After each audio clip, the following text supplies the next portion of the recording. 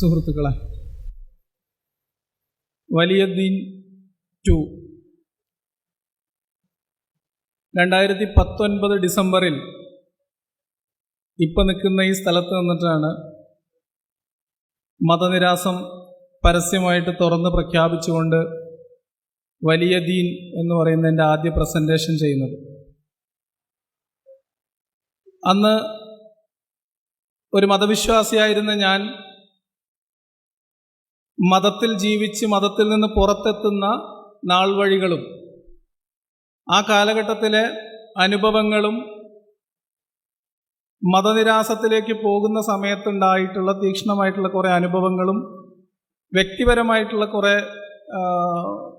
പ്രയാസങ്ങൾ, ഞാൻ നേരിട്ട പ്രയാസങ്ങളും ഒക്കെയാണ് അന്ന് ഞാൻ നിങ്ങളുടെ മുമ്പിൽ പങ്കുവച്ചത്.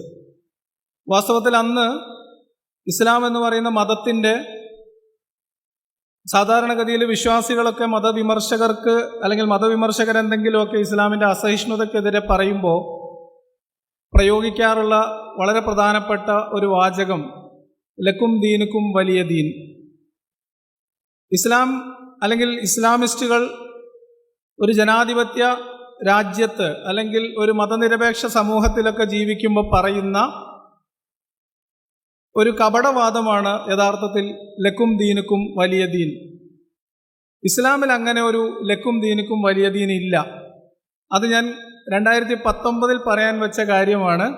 അന്ന് വ്യക്തിപരമായിട്ടുള്ള കുറേ അനുഭവങ്ങൾ, പിന്നെ വൈകാരികമായിട്ടുള്ള കുറേ പ്രശ്നങ്ങൾ, പിന്നെ സമയക്രമത്തിൻ്റെ പ്രശ്നം, ഇതെല്ലാം കൊണ്ട് അന്ന് നമുക്ക് അതിലേക്ക് വിഷയത്തിലേക്ക് പോകാൻ കഴിഞ്ഞിരുന്നില്ലാത്തത് കൊണ്ട് ഇന്ന് നമ്മൾ വലിയ ദീൻ എന്ന് പറയുന്ന മതത്തിൻ്റെ അവകാശവാദത്തെ മാത്രമാണ് പരിശോധിക്കാൻ പോകുന്നത്.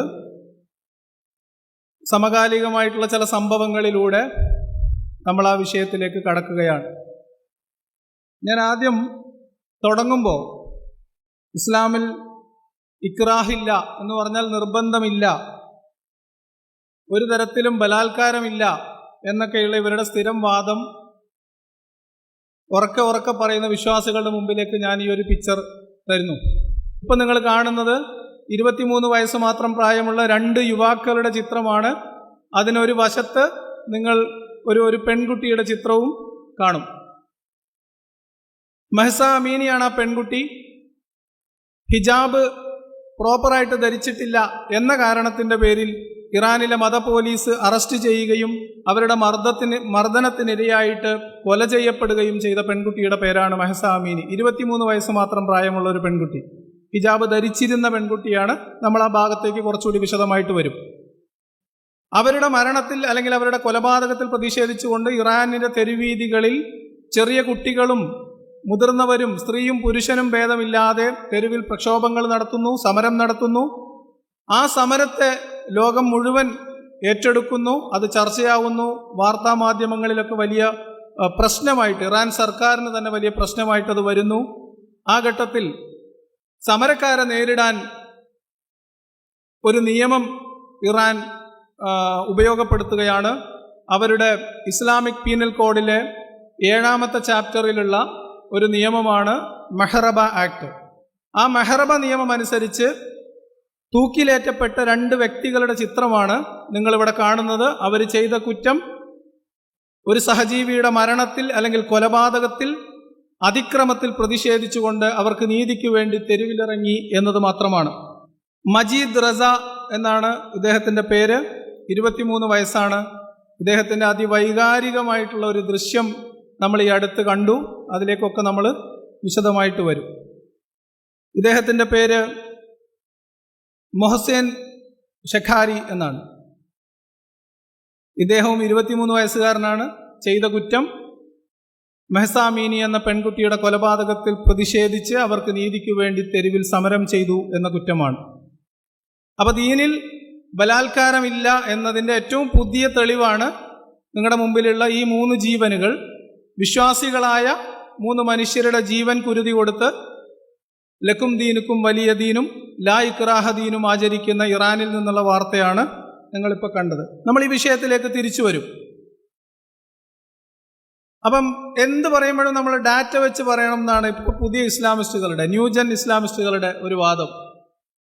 ഇതൊരു വലിയൊരു സംഭവമാണ്. വിശ്വാസികൾക്ക് ഏറ്റവും പ്രധാനപ്പെട്ട ഒരു റിസർച്ച് ടീമാണിത്, പ്യൂ റിസർച്ച്.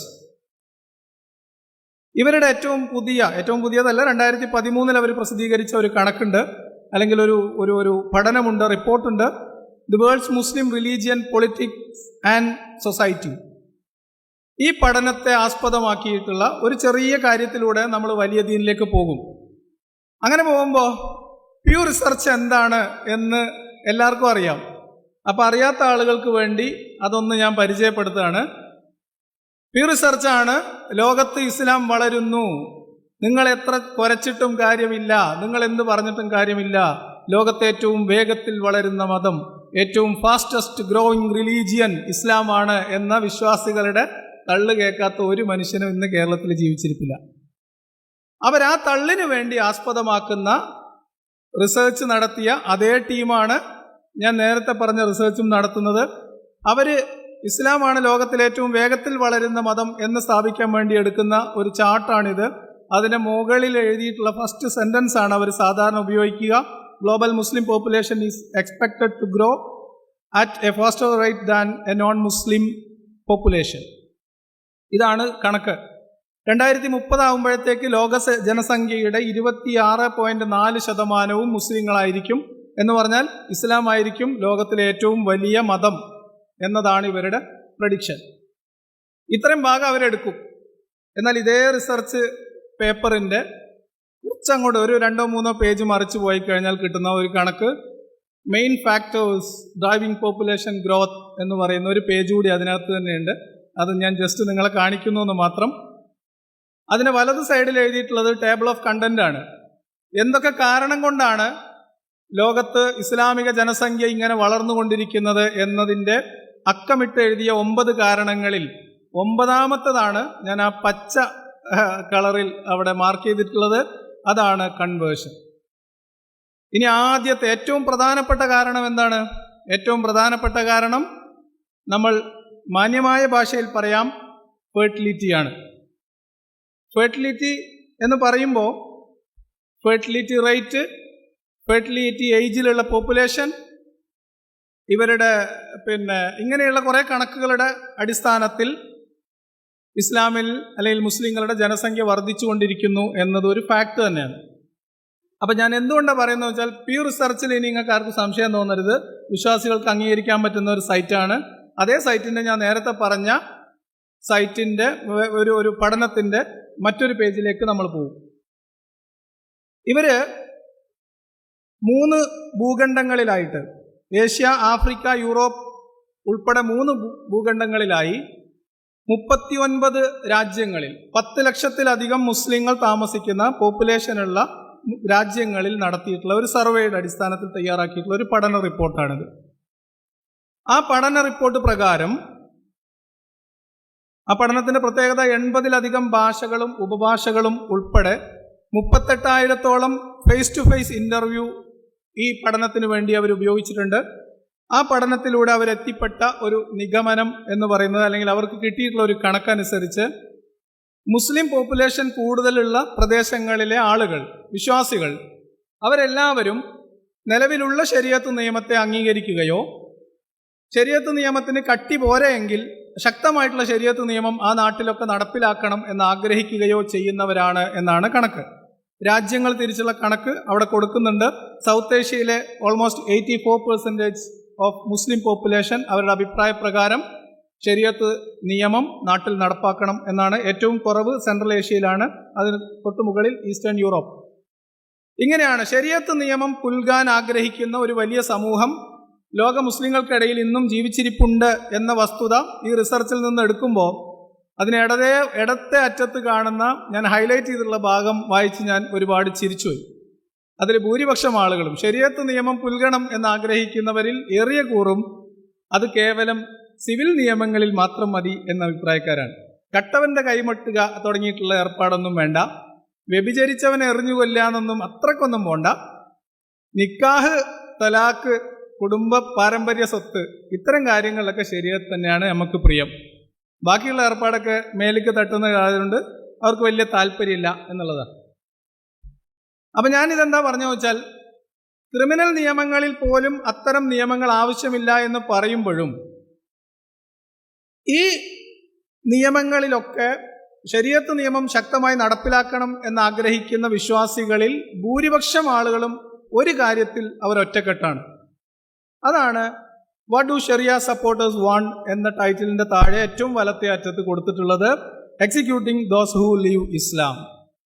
മതം വിടുന്നവനെ കൊല്ലണം എന്ന കാര്യത്തിൽ ശരീഅത്ത് നിയമം നടപ്പാക്കണം എന്നുള്ള കാര്യത്തിൽ ഏറെക്കുറെ എല്ലാവർക്കും ഒരേ അഭിപ്രായം. അപ്പോൾ നമ്മൾ എവിടത്തേക്കാണ് എത്തുന്നതെന്ന് ഏകദേശം ഒരു ധാരണ നിങ്ങൾക്ക് കിട്ടിയിട്ടുണ്ടാവും എന്ന് മനസ്സിലാക്കുന്നു. മതം വിട്ടവനെ കൊല്ലണം എന്ന ഒരു നിയമം ഇസ്ലാമിലുണ്ട് എന്നുള്ളതൊരു വസ്തുതയാണ്. ശരീഅത്ത് നിയമങ്ങൾ ശരീഅത്ത് നടപ്പിലാക്കുന്ന രാജ്യങ്ങളിൽ ഒട്ടുമിക്ക രാജ്യങ്ങളിലും മുർത്തദിനെ കൊല്ലണം എന്ന നിയമം തന്നെയാണുള്ളത്. ഇപ്പം നിങ്ങൾ കാണുന്ന ഈ പിക്ചറിനകത്ത് 10 രാജ്യങ്ങൾ ഇവിടെ മാർക്ക് ചെയ്തിട്ടുണ്ട്. മാർക്ക് ചെയ്യാൻ വിട്ടുപോയൊരു രാജ്യം പാകിസ്ഥാനാണ്. ആ രാജ്യത്തും മുർത്തദിനെ കൊല്ലണം എന്ന് തന്നെയാണ് നിയമം.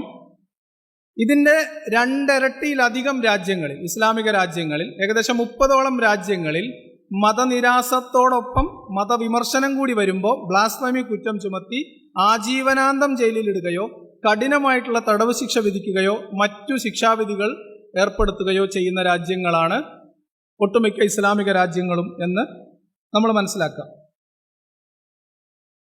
ഇനി ഇവര് കേവലമായിട്ട് ഒരു ശിക്ഷാ നടപടിയിലൂടെ അല്ലെങ്കിൽ കുറച്ച് അടി, ഒരു 6 മാസം ജയിൽ, ഇത്രയല്ല മതം ഉപേക്ഷിക്കുന്ന ഒരാളോട് മുസ്ലിം ഉമ്മത്ത്, ഇത് ഭരണകൂടവും രാജ്യവും അവിടുത്തെ നിയമവും നടപ്പിലാക്കുന്ന ശിക്ഷയാണെങ്കിൽ മുസ്ലിം ഉമ്മത്തിന്റെ മുകളിലുള്ള ബാധ്യത എന്ന് പറയുന്നത് ആ വ്യക്തിയുമായിട്ടുള്ള കുടുംബ ബന്ധം അവസാനിപ്പിക്കുക എന്നുള്ളതാണ്. എന്തൊക്കെയാണ് അവിടെ ഈ രാജ്യങ്ങളിൽ നഷ്ടപ്പെടുക എന്ന് ചോദിച്ചാൽ, അവരുടെ ജീവൻ പോകും. ജീവൻ പോകാത്ത കേസുകളിൽ അവർക്ക് അവരുടെ കുടുംബപരമായിട്ട് കിട്ടേണ്ട സ്വത്തവകാശം നിഷേധിക്കപ്പെടും. അവരുടെ മക്കൾക്കും കുടുംബത്തിനും, ഭാര്യയും ഭർത്താവും ആണെങ്കിൽ അവർ തമ്മിലുള്ള ബന്ധം വേർപെടുത്തും. മക്കളുടെ സംരക്ഷണം ആരാണോ മതം ഉപേക്ഷിച്ചു പോകുന്നത് അവരിൽ നിന്ന് എടുത്തു മാറ്റപ്പെടും. അവർ സമ്പൂർണമായി സാമൂഹ്യമായി ഭ്രഷ്ട് കൽപ്പിച്ചവരെ മാറ്റി നിർത്തും. എന്ന് പറഞ്ഞാൽ ഒരാള് മതത്തിന് സ്വാധീനമുള്ള ശരീഅത്ത് ഭരണം നടപ്പിലാക്കുന്ന ഒരു രാജ്യത്ത്, ഇസ്ലാമിക ഭരണം നിലനിൽക്കുന്ന ഒരു രാജ്യത്ത് ഒരാൾക്ക് സ്വന്തം വിശ്വാസം നഷ്ടപ്പെട്ടു കഴിഞ്ഞാൽ അയാൾക്ക് അത് മറച്ചു വെച്ച് മൂടി വെച്ച് അഭിനയിച്ച് ജീവിക്കുകയല്ലാത്ത ഒരു മാർഗവുമില്ല. കുറച്ചുകൂടി വ്യക്തമായിട്ട് പറഞ്ഞാൽ, ഒരാളുടെ മതവിശ്വാസം നഷ്ടപ്പെടുന്നതോടുകൂടി ഒരു മതസമൂഹത്തിനകത്ത് ആ വ്യക്തിക്കുണ്ടായിരുന്ന സകലമാന മനുഷ്യാവകാശങ്ങളും നിഷേധിക്കപ്പെടും. അദ്ദേഹം ജീവിക്കാൻ അർഹതയില്ലാത്ത ഒരു വ്യക്തിയായി മാറും. ഇതാണ് ഇസ്ലാമിക സമൂഹം, ഇസ്ലാമിൻ്റെ ഉമ്മത്ത്, മതനിയമം, ശരീഅത്ത്, ഭരണകൂടങ്ങൾ എല്ലാവരും ഇവർക്ക് മുകളിൽ ഏൽപ്പിക്കുന്ന പ്രഹരം, മതം വിടാൻ. ഇത്രയൊക്കെ ഞങ്ങൾ ചെയ്യും എന്നറിഞ്ഞിട്ടും നിങ്ങൾക്ക് മതം വിടാൻ ധൈര്യമുണ്ടോ? നിങ്ങൾ വിട്ടോ, ലക്കും ദീനിക്കും വലിയ ദീൻ. അത്രയേ ഉള്ളൂ സാധനം. കുറച്ചുകൂടി നമ്മൾ ലക്കും ദീനും വലിയ ദീനിലേക്ക് ഇറങ്ങിപ്പോണം. അപ്പൊ ഇവർ പറയും, എന്നോട് പല ആളുകളും ചോദിക്കുന്ന ചോദ്യം, എന്നിട്ട് നീയൊക്കെ എപ്പോഴും ജീവനോടുണ്ടല്ലോ എന്നാണ്. നീയൊക്കെ ജീവനോടുണ്ട്, ജബ്ബാർ മാഷ് ഇപ്പോഴും മലപ്പുറത്തല്ലേ ജീവിച്ചിരിക്കുന്നത്, ഇസ്ലാമിൽ അങ്ങനെ ഒരു നിയമമുണ്ടെങ്കിൽ എന്ന്. ഞാൻ ആദ്യമൊക്കെ പ്രകോപനപരമായിട്ട് തന്നെ പറഞ്ഞിരുന്നു നിങ്ങൾക്കിപ്പോൾ പാങ്ങില്ലാത്തതുകൊണ്ടാണെന്ന്. പക്ഷെ ഇപ്പൊ ഞാനത് പറയുന്നില്ല. എന്താ പറയാ, ഒരു ദയ തോന്നിയിട്ടാന്ന് വിചാരിച്ചോ? അങ്ങനെ ഞാൻ പ്രകോപിപ്പിക്കാൻ ഉദ്ദേശിക്കുന്നില്ല. സാമൂഹികമായിട്ട് അത് നടപ്പിലാക്കാവുന്ന ഒരു അവസ്ഥയിലല്ല നിങ്ങൾ ജീവിക്കുന്നത് എന്നതുകൊണ്ടും, നിങ്ങൾ ജീവിക്കുന്ന നൂറ്റാണ്ടും നിങ്ങൾ മതസമൂഹം എന്ന് കരുതിയിരിക്കുന്ന സമൂഹത്തിനകത്തുള്ള പുതിയ തലമുറയും നിങ്ങളെ അതിനനുവദിക്കുന്നില്ല എന്നതുകൊണ്ടാണ് ഞങ്ങളൊക്കെ ഇവിടെ സ്വച്ഛന്തം വലിയ ദീൻ പറഞ്ഞു നടക്കും. അപ്പൊ ഇവര് പറയും ഇസ്ലാമിൽ അങ്ങനെയൊന്നുമില്ല, അതൊക്കെ നിങ്ങൾ സന്ദർഭത്തിൽ നടത്തുന്നതാണ്.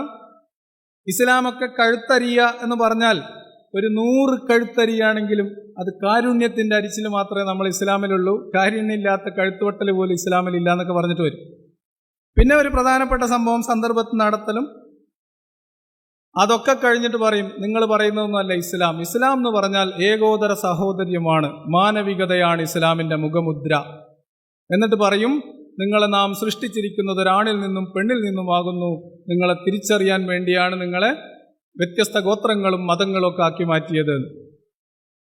ഞാൻ പറയാ ആ ഒരായത്താണ് അള്ളാഹു എന്ന ദൈവസങ്കല്പം എത്രമാത്രം കഴിവുകെട്ടതാണ് എന്നതിനുള്ള ഒറ്റ ഉദാഹരണം. ഒരു സൃഷ്ടിപ്പ് നടത്തിയിട്ട് അവർ തമ്മിൽ തിരിച്ചറിയാൻ വേണ്ടി പല ഗോത്രങ്ങളാക്കി തിരിക്കാം, പരസ്പരം കണ്ടാൽ കൊല്ലുന്ന ഗോത്രങ്ങളാക്കി തിരിക്കാം, യുദ്ധം ചെയ്യുന്ന ഗോത്രങ്ങളാക്കി തിരിക്കാം. എന്നിട്ട് നിങ്ങൾ തല്ലൂടല്ല മക്കളെ, നിങ്ങളെയൊക്കെ ഞാൻ ഒരാണിൽ നിന്നും പെണ്ണിൽ നിന്നും പഠിച്ചതാണെന്ന് വന്ന് കിതാബ് പോയിട്ട് വേറെ ആളെ പറഞ്ഞയക്കാം. ഇത്രയും ഗതികെട്ട ഒരു ദൈവസങ്കല്പം വേറെ ഉണ്ടെന്ന് തോന്നുന്നില്ല. എന്തായാലും ഇവരുടെ ഈ വാദം ഇതാണ്: ഇസ്ലാം ഏകോദര സാഹോദര്യമാണ്. നിങ്ങൾ 1400 കൊല്ലമായിട്ടൊരു വെല്ലുവിളി നിങ്ങളുടെ മുമ്പിൽ ഉണ്ടല്ലോ, ഇതിനേക്കാൾ മികച്ചത് ഒന്നുണ്ടോ? ഇതാണ് പ്രധാനപ്പെട്ട വെല്ലുവിളി. അപ്പം നമ്മൾ 2 എണ്ണം മാത്രം വെക്കും. നമ്മൾ വലിയ ദീനിലേക്ക് പോകാൻ വേണ്ടി മാത്രം. UDHR എന്ന് പറയുന്ന അന്താരാഷ്ട്ര മനുഷ്യാവകാശ പ്രഖ്യാപന രേഖയിലെ വകുപ്പ് 18ഉം 19ഉമാണ് ഇപ്പൊ നിങ്ങൾ വായിക്കാം. സ്വതന്ത്ര ചിന്തയ്ക്കും, ശ്രദ്ധിച്ച് കേൾക്കണം വിശ്വാസികള്, സ്വതന്ത്രമായ ചിന്തയ്ക്കും മതവിശ്വാസത്തിനും എല്ലാവർക്കും അവകാശമുണ്ട്, അധികാരമുണ്ട്. ഒറ്റക്കായോ കൂട്ടമായോ മതം മാറുവാനും പരസ്യമായോ രഹസ്യമായോ തൻ്റെ മതവിശ്വാസങ്ങളെ പ്രകടിപ്പിക്കുവാനും ആചരിക്കുവാനും ആരാധിക്കാനും അധികാരവും ഇതിൽ തന്നെ അടങ്ങിയിരിക്കുന്നു. 18 താങ്ങൂല ഇസ്ലാം. വകുപ്പ് 19 സ്വതന്ത്രമായ അഭിപ്രായ പ്രകടനത്തിന് എല്ലാവർക്കും അധികാരമുണ്ട്. അതായത് യാതൊരു തടസ്സവും കൂടാതെ അഭിപ്രായങ്ങളെ ആരായുവാനും മറ്റുള്ളവർക്ക് ഏതൊരു പരിധിയും കൂടാതെ യാതൊരു അതിർത്തികളും കണക്കാക്കാതെ എല്ലായിടത്തും എത്തിക്കാനുള്ള അധികാരവും ഉണ്ട് എന്ന് താല്പര്യം.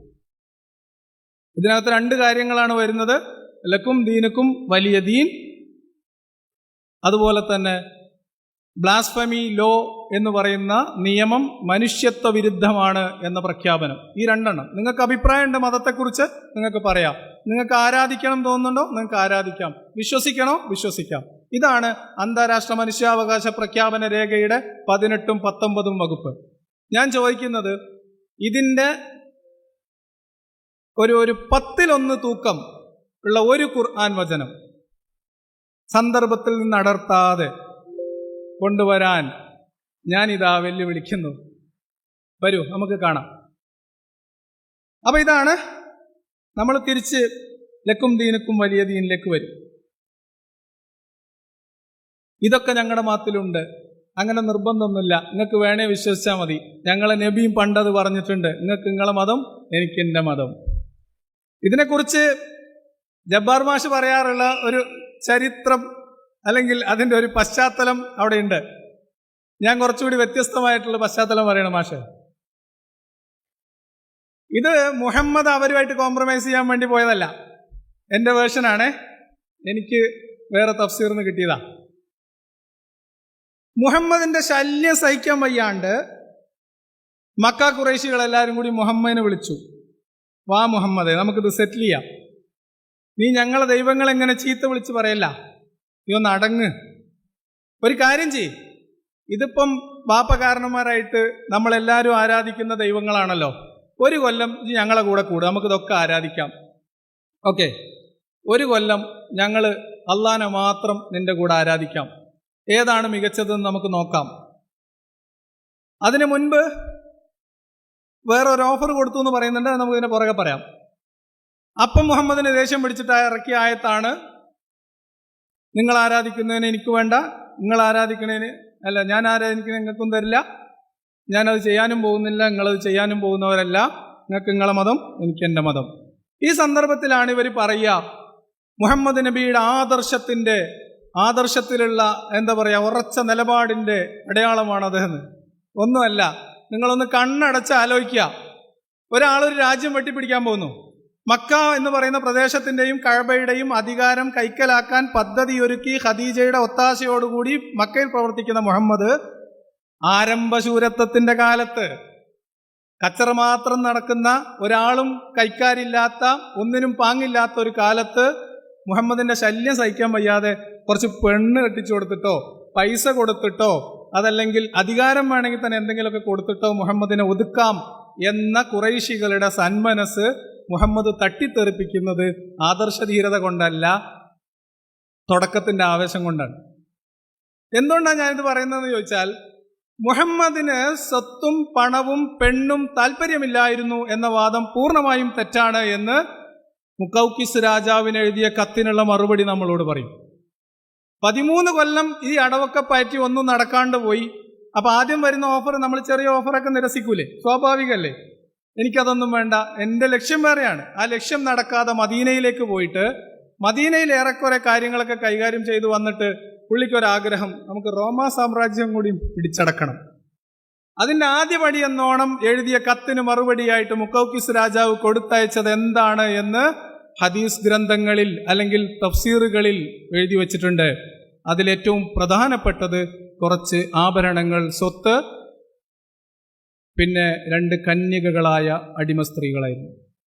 ആ അടിമ സ്ത്രീകളെ അള്ളാഹുവിൻ്റെ ദീനിലേക്ക് ക്ഷണിച്ചെഴുതിയ കത്തിന് പകരമായി, തൗഹീദിന് പകരമായി, ഒരു രാജ്യത്തെ മുഴുവൻ ഇസ്ലാമിലേക്ക് ക്ഷണിക്കുമ്പോൾ ആ ഇസ്ലാം സ്വീകരിക്കുന്നതിന് പകരമായി കൈക്കൂലിയായി അടിമപ്പെണ്ണിനെ കൊടുത്തുവിട്ടപ്പോ അത് 2 കൈയും നീട്ടി സ്വീകരിച്ച മുഹമ്മദിന്റെ ചിത്രം നമ്മളോട് പറയുന്നത് മുഹമ്മദിന് ഓഫർ പോരാഞ്ഞിട്ടായിരുന്നു മക്കയിൽ അത് നിരസിച്ചത്, അല്ലാതെ ആദർശധീരത കൊണ്ടല്ല എന്നാണ്.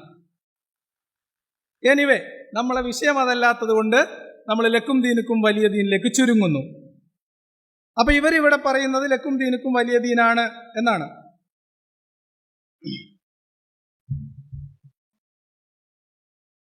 ലോകത്തിന്റെ പല ഭാഗത്തും നമ്മളിപ്പോൾ നേരത്തെ കണ്ടതുൾപ്പെടെയുള്ള നിരവധി മനുഷ്യർ ഇവരുടെ ലക്കും ദീനുക്കും വലിയ ദീനിന്റെ മൂർച്ച കൊണ്ട് കഴുത്തു പോയവർ, കൈ പോയവർ, കുടുംബം തകർന്നവർ, കച്ചവടം പൂട്ടിപ്പോയവർ, ജീവിതം മുട്ടിയവർ, നാട് വിട്ടോടിപ്പോകേണ്ടി വന്നവർ, ഇങ്ങനെ നിരവധിയായ മനുഷ്യർ, അഭയാർത്ഥികളായി പോയവർ ഒക്കെ ഈ ലക്കും ദീനുക്കും വലിയ ദീന്റെ ഇരുതല മൂർച്ച കൊണ്ടാണ് സംഭവിച്ചത്. ഇത് മതത്തിൽ നിൽക്കുമ്പോൾ, മതത്തിൽ നിന്ന് പുറത്തു കടക്കുമ്പോൾ മാത്രമുള്ളതല്ല ഇസ്ലാമിന്റെ കാർക്കശ്യം എന്നതിലേക്കാണ് നമ്മൾ അടുത്തത് പോവുക. എന്താണ്?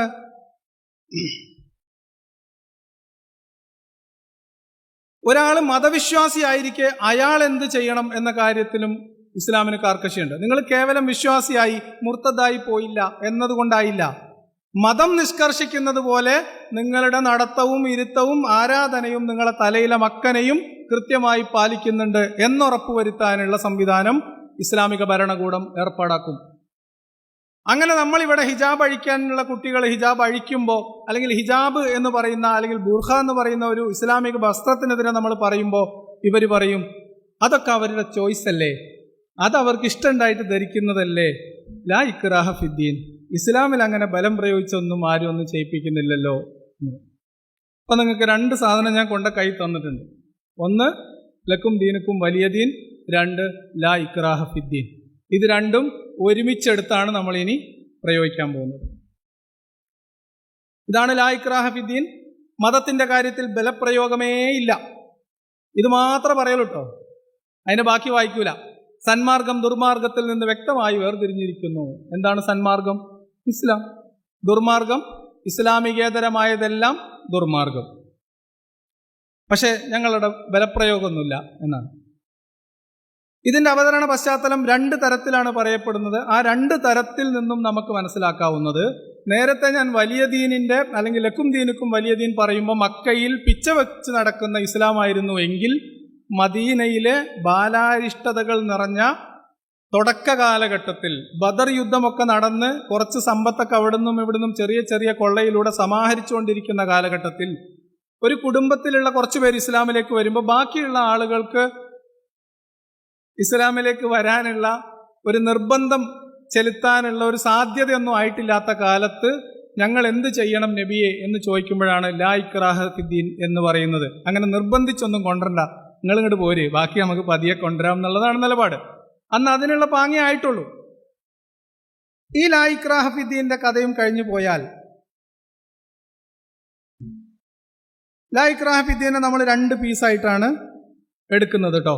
1 മക്ക കാലഘട്ടം നമ്മൾ പറഞ്ഞു, മദീന കാലഘട്ടവും നമ്മൾ പറഞ്ഞു.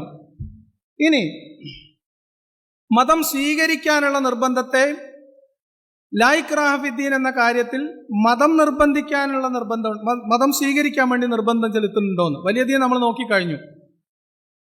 ഇക്റാഹ് ഫിദ്ദീനിൽ 2 തരത്തിലാണുള്ളത്. ഒന്ന് മതം സ്വീകരിക്കാനുള്ള സമ്മർദ്ദം, മതത്തിലേക്ക് ചേർക്കാനുള്ള നിർബന്ധമായി മതത്തിൽ ചേരണം എന്ന പിടിവാശി, ആ നിർബന്ധം അത് ഇസ്ലാമിലുണ്ടോ? മതവിശ്വാസികൾ അവരുടെ ആചാരങ്ങളിലും ആരാധനകളിലും അനുഷ്ഠാനങ്ങളിലും അവർക്ക് മുകളിൽ സമ്മർദ്ദം ചെലുത്തുന്നുണ്ടോ, നിർബന്ധം ചെലുത്തുന്നുണ്ടോ, ബലം പ്രയോഗിക്കുന്നുണ്ടോ? ഈ 2 കാര്യങ്ങൾ നോക്കും. ആദ്യത്തെ ഇക്റാഹ് ഫിദ്ദീനിന്റെ കൂടെ നമ്മൾ വലിയ ദീനും കൂടിയും കൂട്ടിക്കെട്ടു. മതം സ്വീകരിക്കാൻ നിർബന്ധമുണ്ടോ എന്ന കാര്യത്തിൽ. എന്തുകൊണ്ടാണ് മതം സ്വീകരിക്കാൻ? അത് നമ്മൾ നോക്കാൻ വേണ്ടിയിട്ട് 2 കാര്യങ്ങളാണ്. മതം സ്വീകരിക്കുന്നതിലോ അല്ലെങ്കിൽ മതത്തിനകത്ത് നിൽക്കുന്ന ഒരാള് മതം വിട്ടു പോകുന്ന ഒരു സന്ദർഭം നിങ്ങൾ ആലോചിക്കുക. അതല്ലെങ്കിൽ പുതുതായിട്ടൊരു വിഭാഗം ആളുകൾ, വാപ്പ അല്ലെങ്കിൽ ഒരു ഭർത്താവ് ഇസ്ലാമിലേക്ക് പോകുന്നു. ആ വ്യക്തിയുടെ ഭാര്യയും മക്കളും ഇസ്ലാം സ്വീകരിക്കാൻ തയ്യാറാവുന്നില്ല. ഇത്തരം ഘട്ടങ്ങളിൽ ഇസ്ലാമിന്റെ കുടുംബ ബന്ധങ്ങളിൽ മതഭ്രഷ്ടിനോട് അല്ലെങ്കിൽ പുതുതായിട്ട് മതം സ്വീകരിച്ചാൽ മതത്തിന് പുറത്തുള്ള ആളുകളോട് കുടുംബ ബന്ധത്തിൽ സ്വീകരിക്കേണ്ട സമീപനം എന്താണ് എന്ന് ഖുർആൻ പറയുന്നു. ഇതൊക്കെ മതം സ്വീകരിക്കാനുള്ള നിർബന്ധമാണ് കേട്ടോ. മതം സ്വീകരിക്കാൻ വേണ്ടിയിട്ടുള്ള ഇക്റാഹാണ്. സത്യവിശ്വാസികളെ, ഖുർആൻ 9:23, നിങ്ങളുടെ പിതാക്കളും നിങ്ങളുടെ സഹോദരങ്ങളും സത്യവിശ്വാസത്തെക്കാൾ സത്യനിഷേധത്തെ പ്രിയങ്കരമായി കരുതുകയാണെങ്കിൽ അവരെ നിങ്ങൾ രക്ഷകർത്താക്കളായി സ്വീകരിക്കരുത്. ഇതാരോടായിരുന്നു? കുടുംബത്തിലുള്ളവര്, കൂട്ടും കുടുംബം. ആരൊക്കെയാണ് നമ്മളൊരാൾ മതം വിട്ടാൽ ഒറ്റപ്പെടുത്തുന്നത്, നമുക്ക് നഷ്ടപ്പെടുന്നത്? കുടുംബം, അയൽവാസികൾ, സുഹൃത്തുക്കൾ, എല്ലാവരും പോവും. അത് വെറുതെ പോകുന്നതല്ല, ഖുർആനിൽ നിന്ന് ഊറ്റിയെടുക്കുന്നതാണ്. കുടുംബത്തിന്റെ കേസ് നമ്മൾ പറഞ്ഞു വെച്ചു. ഖുർആൻ 3:28, സത്യവിശ്വാസികൾ സത്യവിശ്വാസികളെ അല്ലാതെ സത്യനിഷേധികളെ മിത്രങ്ങളാക്കി വെക്കരുത്. സുഹൃത്തുക്കളെ കഥ കഴിഞ്ഞ്. അടുത്തത്, സത്യവിശ്വാസികളെ അല്ലാതെ ഉറ്റമിത്രങ്ങളായി സത്യവിശ്വാസികളാരും സ്വീകരിക്കരുത്. അള്ളാഹുവിന് നിങ്ങൾക്കെതിരിൽ വ്യക്തമായ തെളിവുണ്ടാക്കി വെക്കാൻ നിങ്ങൾ ആഗ്രഹിക്കുന്നുവോ? കുടുംബം കഴിഞ്ഞ് കൂട്ടുകാരും പോയി. ഇനിയുള്ളതാരാ? അയൽവാസികളല്ലേ. എന്റെ സാധനമുണ്ട്. 9:123, സത്യവിശ്വാസികളെ, നിങ്ങളുടെ അടുത്ത് താമസിക്കുന്ന സത്യനിഷേധികളോട് നിങ്ങൾ യുദ്ധം ചെയ്യുക. അവർ നിങ്ങളിൽ രൂക്ഷത കണ്ടെത്തണം. അള്ളാഹു സൂക്ഷ്മത പാലിക്കുന്നവരോടൊപ്പമാണ്. അതായത് സൂക്ഷ്മമായും നിങ്ങൾ എന്ത് ചെയ്യണം? രൂക്ഷത കണ്ടെത്തണം. അപ്പം പരുഷമായിട്ട് അവരോട് പെരുമാറണം. നിങ്ങൾ മുസ്ലിമാണെന്നും അമുസ്ലിമാണെന്നും അവർക്ക് ഒറ്റ നോട്ടത്തിൽ തന്നെ മനസ്സിലാവണം. ഇനിയോ?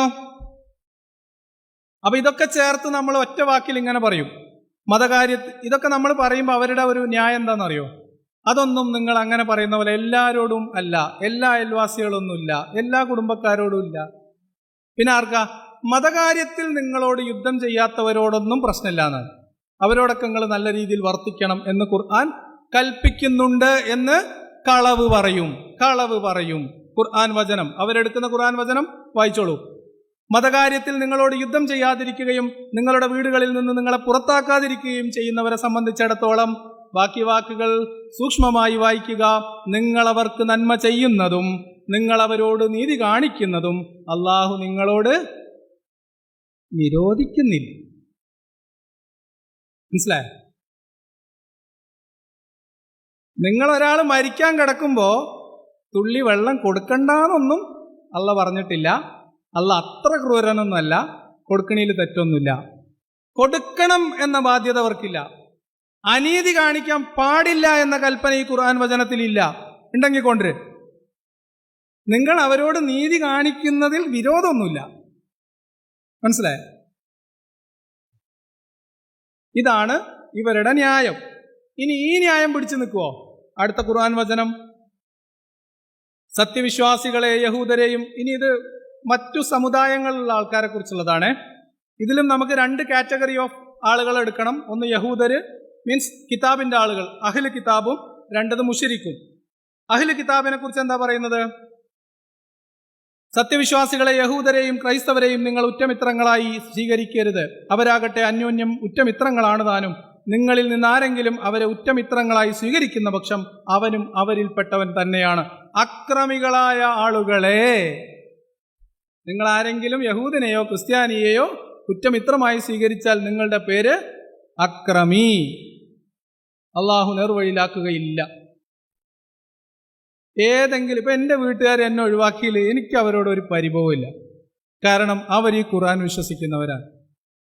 എൻ്റെ സുഹൃത്തുക്കൾ എന്നോട് ബന്ധം വിച്ഛേദിച്ചതിൽ എനിക്ക് അവരോട് പരിഭവമില്ല. അവർ വിശ്വാസികളാണ്, അവർ വിശ്വാസമനുസരിക്കുന്നവരാണ്. കാപട്യം കാണിക്കുന്നവർ മുഴുവൻ ഇതൊന്നും ഇസ്ലാമല്ല, ലാ ഇക്റാഹ ഫിദ്ദീൻ എന്ന് പറയുന്ന പുരോഹിതന്മാരും പ്രചാരകരുമാണ്. ഇനിയോ ഇവരോടുള്ള, വേദക്കാരോടുള്ള മതം സ്വീകരിക്കാനുള്ള ഇക്റാഹ്, മതത്തിലേക്ക് പരിവർത്തനം ചെയ്യാനുള്ള ഇക്റാഹാണ് ഞാൻ നിങ്ങളുടെ മുമ്പിൽ കാണിക്കുന്നത്. വേദം നൽകപ്പെട്ടവരുടെ കൂട്ടത്തിൽ അള്ളാഹുവിലും അന്ത്യദിനത്തിലും വിശ്വസിക്കാതിരിക്കുകയും അള്ളാഹുവും അവന്റെ ദൂതനും നിഷിദ്ധമാക്കിയത് നിഷിദ്ധമായി ഗണിക്കാതിരിക്കുകയും സത്യമതത്തെ മതമായി അംഗീകരിക്കാതിരിക്കുകയും ചെയ്യുന്നവരോട് നിങ്ങൾ യുദ്ധം ചെയ്തു കൊള്ളുക. ഏതുവരെ? അവർ കീഴടങ്ങിക്കൊണ്ട് കയ്യോടെ കപ്പം കൊടുക്കുന്നത് വരെ. അവർക്ക് രണ്ട് ഓപ്ഷനാണ്. ഒന്ന്, ഇത് ബുക്ക് ഓഫ്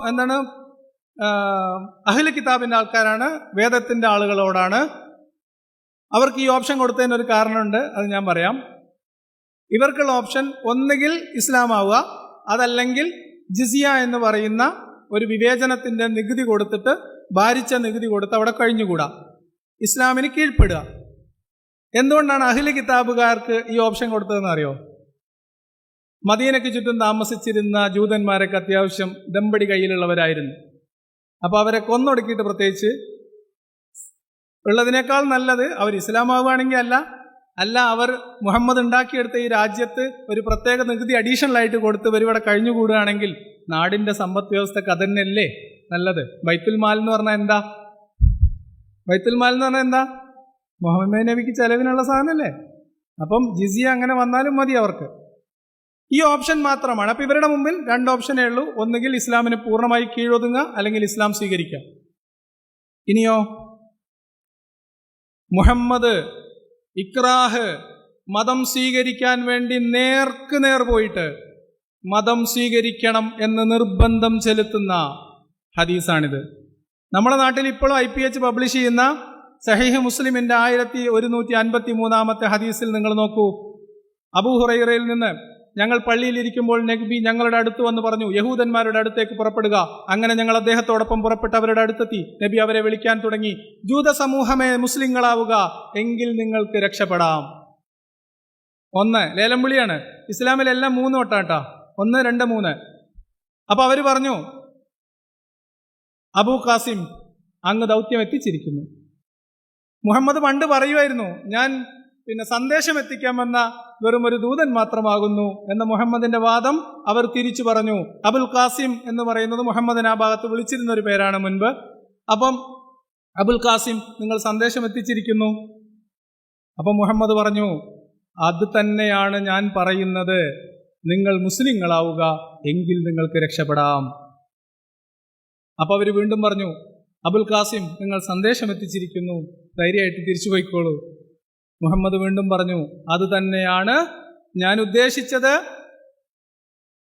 നിങ്ങൾ ഇസ്ലാം സ്വീകരിക്കുക, എങ്കിൽ നിങ്ങൾക്ക് രക്ഷപ്പെടാം എന്ന് പറഞ്ഞതിന്റെ അർത്ഥം എന്താ? ഇസ്ലാം സ്വീകരിച്ചില്ലെങ്കിൽ രക്ഷയില്ല എന്നല്ലേ? അത് നമ്മൾ ആലോചിച്ചെടുക്കേണ്ട. ഹദീസിന്റെ 2ാമത്തെ ഭാഗത്ത് വ്യക്തമായി എഴുതി വെച്ചിട്ടുണ്ട്, അറിഞ്ഞുകൊള്ളുക, ഈ ഭൂമി അള്ളാഹുവിനും അവന്റെ ദൂതനുമുള്ളതാകുന്നു. നിങ്ങളെ ഈ നാട്ടിൽ നിന്ന് നാട് കടത്താൻ ഞാൻ ഉദ്ദേശിക്കുന്നു. നിങ്ങളിൽ ആർക്കെങ്കിലും ധനത്തോട് വല്ലാതെ ഇഷ്ടമുണ്ടെങ്കിൽ അത് വിറ്റഴിച്ചു കൊള്ളുക. അല്ലാത്ത പക്ഷം ഈ ഭൂമി അള്ളാഹുവിനും അവന്റെ ദൂതനുമുള്ളതാണെന്ന് അറിഞ്ഞുകൊള്ളുക. നേർക്കുനേർ മുഹമ്മദ് പോയിട്ട് മതം സ്വീകരിക്കാനോ അല്ലെങ്കിൽ അവിടുന്ന് നാട് വിട്ടോടിപ്പോകാനോ നിർബന്ധിക്കുന്ന, ഇക്റാഹ് ചെയ്യുന്ന ഹദീസാണിത്. ഇത് സഹീഹല്ലേ? സഹീഹായ ഹദീസ് തള്ളിയാൽ ഇസ്ലാമെന്ന് പുറത്താണ് എന്നാണ് പണ്ട് MM അക്ബർ പറഞ്ഞിരുന്നത്. ഇപ്പൊ പകുതിയൊക്കെ തള്ളാൻ തുടങ്ങിയിട്ടുണ്ട്. ഇനിയോ ഇത് ജൂതന്മാരുടെ കേസാണ്. മക്കം ഫതോടുകൂടി മക്ക ഖുറൈശികളുടെ കാര്യത്തിൽ ഏതാണ്ട് ഒരു തീരുമാനമായി. ഹുദൈബിയ എന്ന ഒരു കൊടും ചതി മക്ക മുശ്രിക്കുകളോട് ചെയ്ത മുഹമ്മദ് 10,000-ഓളം പടയാളികളുമായിട്ട് മക്കയെ എല്ലാ വശങ്ങളിൽ നിന്നും വളയുന്ന രംഗമാണ് പിന്നെ കാണുക. അങ്ങനെ അവിടെ ചെന്നിട്ട് ഒടുക്കത്ത ഹജ്ജ് എന്ന് നമ്മൾ തമാശയായിട്ട് പറയുന്ന ഹജ്ജുൽ അക്ബർ കഴിയുമ്പോൾ മുഹമ്മദിന്റെ പ്രഖ്യാപനം വരുന്നുണ്ട്. എന്താണത്? ആ സമയത്ത് ഇറങ്ങിയതാണ് തൗബയിലെ. ഞാനത് വായിച്ചു തന്നെ പോകാം. എന്താ പ്രശ്നം എന്ന് വെച്ചാൽ സൂറത്ത് തൗബയിലെ 5-ാം വചനം 29-ാം വചനം പറയുമ്പോൾ പറയും, നിങ്ങൾ 4-ാം വചനം വിട്ടുകളിക്കുന്നു, നിങ്ങൾ കോട്ടിമാട്ടുകയാണ് എന്ന് പറയും. കോട്ടിമാട്ടണ്ട, പറഞ്ഞു തന്നെ പോകാം.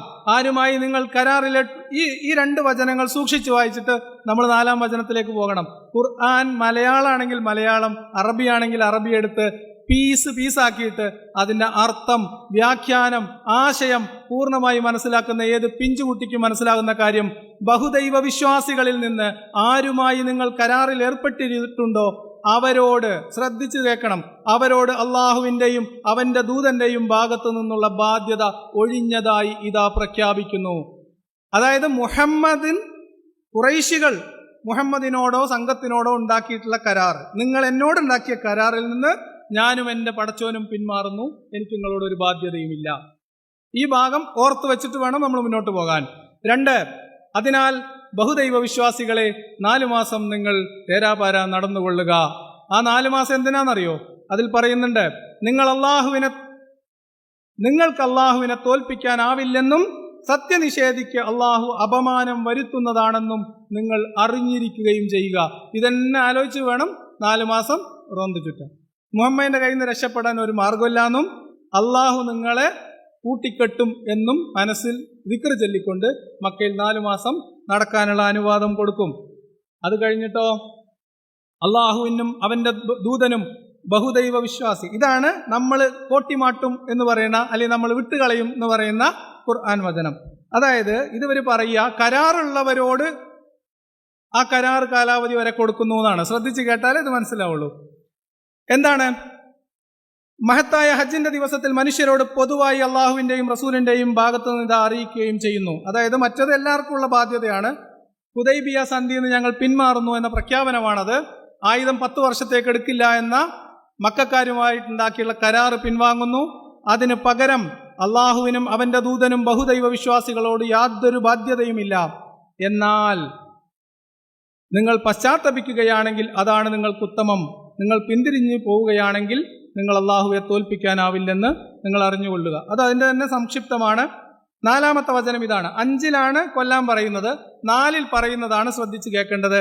എന്നാൽ ബഹുദൈവ വിശ്വാസികളുടെ കൂട്ടത്തിൽ നിന്ന് നിങ്ങൾ കരാറിൽ ഏർപ്പെട്ട ആരെങ്കിലും ഉണ്ടെങ്കിൽ, മക്ക ഖുറൈശികളോട് മുഹമ്മദ് കൊടുത്ത കരാറിൽ നിന്ന് മുഹമ്മദ് പിൻവാങ്ങി. ഇനി നിങ്ങൾ മുസ്ലിങ്ങളിൽപ്പെട്ട ആരെങ്കിലും മക്കയിലുള്ള ഏതെങ്കിലും വ്യക്തികളുമായിട്ട് ഒറ്റപ്പെട്ട ചെറിയ കരാറുകൾ ഉണ്ടെങ്കിൽ, അതവർ പാലിക്കുന്നുണ്ടെങ്കിൽ ആ കാലാവധി തീരുന്നത് വരെ അവർക്ക് സമയം കൊടുക്കാം. സിമ്പിളാണ് സാധനം. ഹുദൈബിയ സന്ധിയിൽ നിന്ന് അള്ളയും റസൂലും പിന്മാറി, നിങ്ങൾക്ക് വേറെ ഓപ്ഷൻ ഒന്നുമില്ല, 4 മാസം ആലോചിച്ച് നടക്കാം. അതേസമയത്ത് മുസ്ലിങ്ങൾ വ്യക്തിപരമായിട്ട് മക്കയിലുള്ള ഏതെങ്കിലും കുടുംബവുമായിട്ടോ കൂട്ടവുമായിട്ടോ ആളുകളുമായിട്ടോ ഒറ്റപ്പെട്ട കരാറുകൾ ഉണ്ടെങ്കിൽ ആ കരാറ് കാലാവധി കഴിയുന്നത് വരെ ആ വ്യക്തി സുരക്ഷിതനായിരിക്കും എന്ന് മാത്രമേ ഉള്ളൂ. അതും ആ കാലാവധി തീരുന്നത് വരെ, അല്ലെങ്കിൽ ഈ 4 മാസം ഏതാണോ കൂടുതൽ ഇതാണ് കരാറ്. അത് കഴിഞ്ഞാലോ അപ്പൊ ഇത് വിട്ടുകളയേണ്ട കാര്യമൊന്നുമില്ല. കൃത്യമായിട്ട് വായിച്ചാൽ അർത്ഥം കിട്ടുന്ന സാധനമേ ഉള്ളൂ. അങ്ങനെ ആ വിലക്കപ്പെട്ട 4 മാസങ്ങൾ കഴിഞ്ഞാൽ ബഹുദൈവ വിശ്വാസികളെ നിങ്ങൾ കണ്ടെത്തിയെടുത്ത് വെച്ച് കൊന്നുകളയുക. ലാ ഇക്റാഹ ഫിദ്ദീൻ. 4 മാസം സമയം കൊടുക്കുകയാണ്. മുസ്ലിം ആവണോ മരിക്കണോ, മുസ്ലിം ആവണോ മരിക്കണോ ആലോചിച്ച് നടക്കാനാണ് 4 മാസം സമയം. ആ 4 മാസമാണ് ആ വിലക്കപ്പെട്ട 4 മാസം. അതല്ലാതെ ഇവർ പറയുന്ന പോലെ യുദ്ധം നിഷിദ്ധമാക്കിയ 4 മാസം ഒന്നല്ല. ഇനിയും അവർ പശ്ചാത്തപിക്കുകയും, ഇനി ഇത് ഇക്റാഹാണ് എന്ന് ഈ ഖുർആൻ വചനത്തിലുണ്ട്. എന്തുകൊണ്ടാ? അവര് കരാർ ലംഘിച്ചവരാണെങ്കിൽ അവർക്ക് ഇങ്ങനെ ഒരു ഓപ്ഷൻ കൊടുക്കൂലല്ലോ. അവരെ പിടികൂടുകയും വളയുകയും അവർക്ക് വേണ്ടി പതിയിരിക്കാവുന്നിടത്തെല്ലാം പതിയിരിക്കുകയും ചെയ്യുക. അത്രയും മേൽ ക്രൂരത കാണിച്ചിട്ടുള്ള ക്രിമിനൽസ് ആണ് അവരെങ്കിൽ അടുത്ത ഓപ്ഷൻ എങ്ങനെ കൊടുക്കും? ഇനി അവർ പശ്ചാത്തപിക്കുകയും നമസ്കാരം മുറ പോലെ നിർവഹിക്കുകയും സക്കാത്ത് നൽകുകയും ചെയ്യുന്ന പക്ഷം നിങ്ങളെ അവരുടെ വഴിക്ക് വിട്ടേക്കുക എന്ന് പറഞ്ഞാൽ മുസ്ലിം ആവണേ വിട്ടള, ഇല്ലെങ്കിൽ കൊന്നാളാ. ലാ ഇക്റാഹ ഫിദ്ദീൻ. ഇനിയോ? ഇനി ഞാൻ 2 ചെറിയ കാര്യങ്ങൾ കൂടി പറയാം. ഈ ലാ ഇക്റാഹ ഫിദ്ദീനിൽ നിന്ന് വേണം നമ്മൾ മതപരമായ ആചാരങ്ങൾ അനുഷ്ഠിക്കുന്നിടത്ത് ഇക്റാഹ് ഉണ്ടോ നോക്കാം. ഇത് മതത്തിലേക്ക് ചേർക്കാനും മതപരിവർത്തനത്തിന് വേണ്ടിയിട്ടുള്ള ശക്തിപ്രയോഗമാണ് എങ്കിൽ മതവിശ്വാസി സമൂഹത്തിനകത്ത് വിശ്വാസികൾക്ക് മുകളിൽ നടത്തുന്ന ബലപ്രയോഗത്തിന്റെ തെളിവിലേക്ക് നമ്മൾ ഇതേ വചനത്തിൽ നിന്ന് പോകും. പെട്ടെന്ന് കഴിയാം. പൊതുവിൽ ഇസ്ലാമിന്റെ കാഴ്ചപ്പാട് എന്ന് പറയുന്നത്, മുഹമ്മദിന്റെ ഇസ്ലാം പൂർത്തീകരണത്തോടെയുള്ള കാഴ്ചപ്പാട് എന്ന് പറയുന്നത്, കുഴപ്പമില്ലാതാവുകയും മതം മുഴുവൻ അള്ളാഹുവിന് വേണ്ടി ആവുന്നത് വരെയും നിങ്ങൾ യുദ്ധം ചെയ്തോളുക. ഇതാണ് പൊതുവായിട്ടുള്ള കാഴ്ചപ്പാട്. ഇത് കുറച്ചുകൂടി വിശദമായിട്ട് മതത്തിൽ നിൽക്കുന്ന ആളുകൾ, മതവിശ്വാസം അനുഷ്ഠിച്ച് ജീവിക്കുന്ന ആളുകളുടെ കാര്യത്തിൽ അവർ കൃത്യമായിട്ട് ആ മതനിഷ്ഠ പാലിക്കണമെന്നും അവർ മതത്തിൽ നിന്ന് പുറത്തു പോകാൻ പാടില്ല എന്നും അള്ളാഹുവിൻ്റെ റസൂല് കൽപ്പിച്ചിട്ടുള്ള മതനിയമങ്ങൾ അനുസരിക്കാൻ ഇവർ ബാധ്യസ്ഥരാണ് എന്നും കൃത്യമായി പറയുന്ന ഒരു ഖുർആൻ വചനവും നിങ്ങൾ ഈ പ്രസന്റേഷന്റെ തുടക്കത്തിൽ കണ്ട 2 യുവാക്കളുടെ ജീവനെടുത്ത ഇറാനിലെ ക്രിമിനൽ നിയമവുമാണ് സ്ലൈഡിന്റെ 2 അറ്റത്തുമായിട്ട് ചേർത്ത് വെച്ചിട്ടുള്ളത്. ചാപ്റ്റർ 7 മെഹ്റബ ആൻഡ് കറപ്ഷൻ ഓൺ എർത്ത്, ഫസാദ് ഫിൽ അർളും യുഹാരിബൂന അല്ലാഹ് വ ഫസാദ് ഫിൽ അർള്. ഈ 2 സാധനമാണ്. ആർട്ടിക്കിൾ 190, അതിന്റെ ശിക്ഷകൾ: അവർ കൊല്ലപ്പെടുക, കുരിശിലേറ്റപ്പെടുക.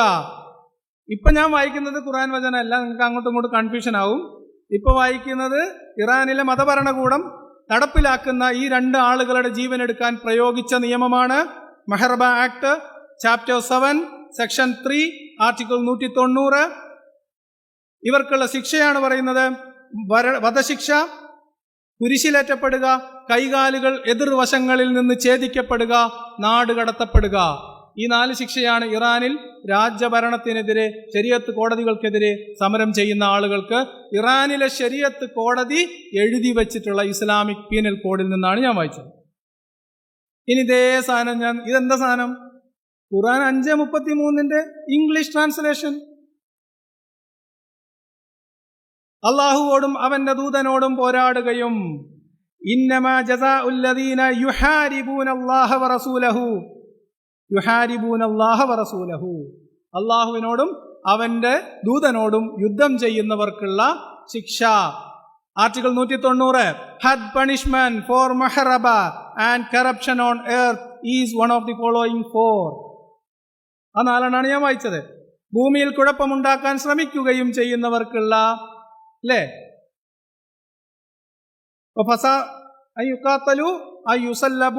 അതാണ്. അവർ കൊന്നൊടുക്കപ്പെടുകയോ ക്രൂശിക്കപ്പെടുകയോ കൈയും കാലും എതിർവശങ്ങളിൽ നിന്നായി മുറിച്ചു കളയപ്പെടുകയോ നാട് കടത്തപ്പെടുകയോ ചെയ്യുകയാവുന്നു. ഖുർആൻ 5:33, ഇറാനിലെ criminal code, chapter 7, section 3, article 190. ഈച്ച കോപ്പി. എന്നിട്ടാണ് ഈ ഖുർആൻ വചനം അന്നത്തെ പ്രത്യേക സാഹചര്യത്തിൽ, അന്നത്തെ യുദ്ധ സന്ദർഭത്തിൽ ഇറങ്ങിയതാണ്. അപ്പൊ ഈ ഖുർആൻ വചനം സന്ദർഭത്തിൽ നിന്ന് അടർത്തിയതല്ല, തക്കം പാർത്തിരിക്കുകയാണ്. നടപ്പാക്കാൻ അവസരം കിട്ടുന്നിടത്തൊക്കെ നടപ്പാക്കും. ശരീഅത്ത് നിയമം എന്ന നേരത്തെ നമ്മൾ കണ്ട പ്യൂ റിസർച്ച് സെന്ററിന്റെ പഠനം പ്രകാരം 84% ആളുകളും ആഗ്രഹിച്ചിരിക്കുന്ന ശരീഅത്ത് നിയമത്തിൽ ഉൾച്ചേർക്കാൻ പോകുന്ന ഖുർആൻ വചനം ഇന്നും ഖുർആനിലുണ്ട്. അത് ലൈവാണ്. ഇവിടെ ഇപ്പോൾ ഉറങ്ങിക്കിടക്കുകയാണ് സുഹൃത്തുക്കൾ. ഇത് പറയാതെ മുന്നോട്ട് പോകാൻ പറ്റില്ല. ഇനി എന്താണ് നാട്ടിൽ അള്ളാഹിനോട് എങ്ങനെ യുദ്ധം ചെയ്യുക എന്നൊക്കെ ചോദിച്ചിട്ട് വരും വിശ്വാസികള്. പറഞ്ഞു കൊടുക്കണം. 5:33 വിശദീകരണത്തിൽ തഫ്ഹീമുൽ ഖുർആനിൽ എഴുതി വച്ചിട്ടുണ്ട് വൃത്തിയായിട്ട്. നാട്ടിൽ സമാധാനവും സുരക്ഷിതത്വവും നിലനിർത്താനുള്ള ഉത്തരവാദിത്തം ഇസ്ലാമിക ഗവൺമെന്റിൽ അർപ്പിതമായിരിക്കുന്ന ഭൂപ്രദേശമാണ് ഉദ്ദേശം. അവിടെ സ്ഥാപിതമായ ഉത്തമ വ്യവസ്ഥക്കെതിരായ യുദ്ധമാണ് അള്ളാഹുവിനോടും അവന്റെ റസൂലിനോടുമുള്ള യുദ്ധം. ഇറാനിലെ മതനിയമം അനുസരിച്ച് ഒരു പെൺകുട്ടിയെ കൊന്നാൽ അതിനെതിരെ സമരം ചെയ്യാന്ന് പറഞ്ഞാൽ അള്ളാഹിന്റെ ആ നിയമത്തിനെതിരെയുള്ള പോരാട്ടമാണ് എന്ന് പറഞ്ഞാൽ അള്ളാഹിനോടുള്ള യുദ്ധമാണ്. പിടിച്ച് തൂക്കിക്കൊല്ലും, അല്ലെങ്കിൽ കുരിശിലേറ്റും, അല്ലെങ്കിൽ കൈയും കാലും വെട്ടും, അല്ലെങ്കിൽ നാട് കടത്തും. Simple logic.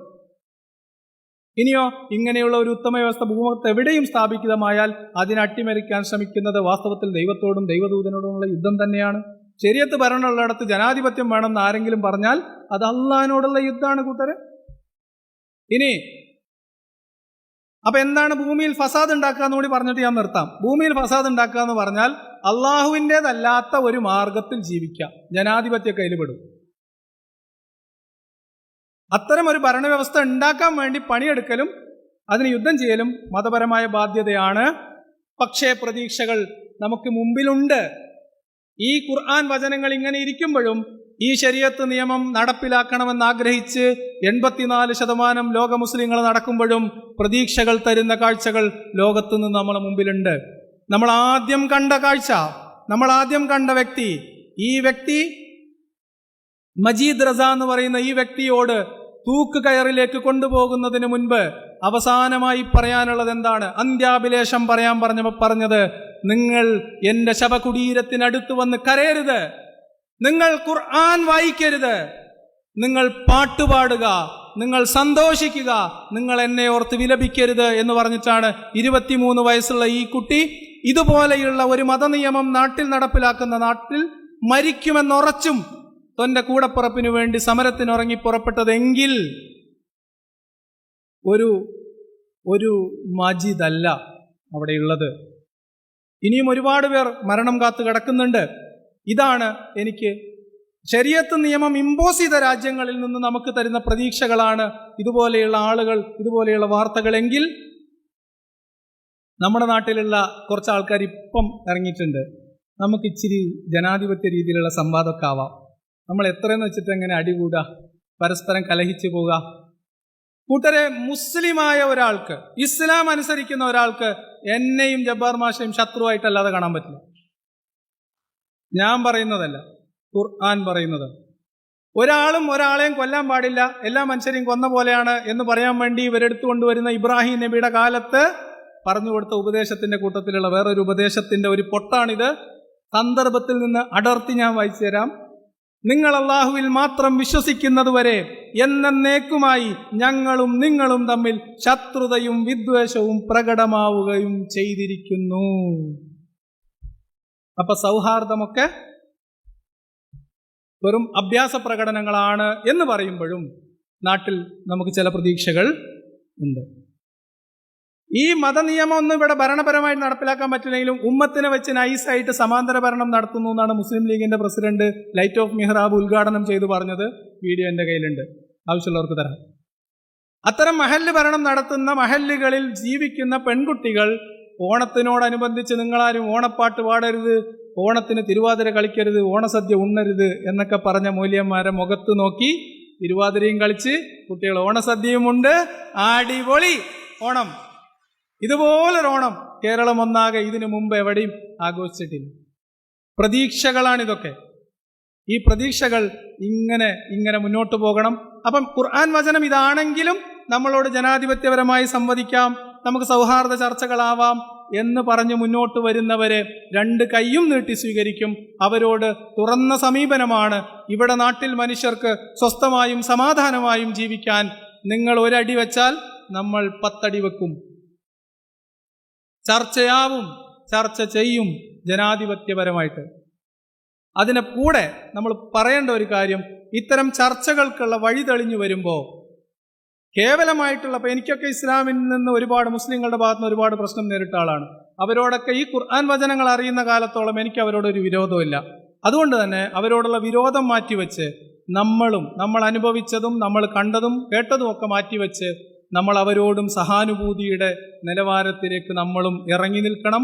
ജനാധിപത്യപരമായിട്ടുള്ള ചർച്ചകളാവാം, ആശയ സംവാദം നടക്കട്ടെ, കാര്യങ്ങൾ മനസ്സിലായിട്ട് പുതിയ തലമുറ അവർക്ക് ബോധ്യമുള്ളത് തിരഞ്ഞെടുക്കട്ടെ. വിശ്വാസം ഉണ്ടെങ്കിലും ഇല്ലെങ്കിലും തോളോട് തോള് ചേർന്ന് കപ്പലണ്ടിയും കുറിച്ച് നമുക്ക് ഈ കേരളത്തിൻ്റെ മണ്ണിൽ ഇനിയും കുറേ കാലം നടക്കണം എന്ന് പറഞ്ഞുകൊണ്ട് നിർത്തുന്നു.